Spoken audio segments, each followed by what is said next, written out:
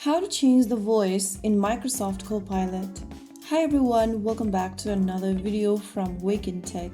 Microsoft Copilot lets you choose from different voices for Copilot voice, so you can personalize how it sounds during voice conversations. So first of all, open the Microsoft Copilot app on your device and log in. Once you're inside, go to the top left corner and tap on the menu icon. Once you do that, from the expanded menu, tap on your name at the bottom left, and on the next page, click on Voice Settings. Inside Voice Settings, you'll see a couple of different voice options. Select any one voice to hear how it sounds. Choose the voice type you like, and then you can also go ahead and customize the voice speed from the bottom menu. Once you do that, you'll be able to change the voice in Microsoft Copilot.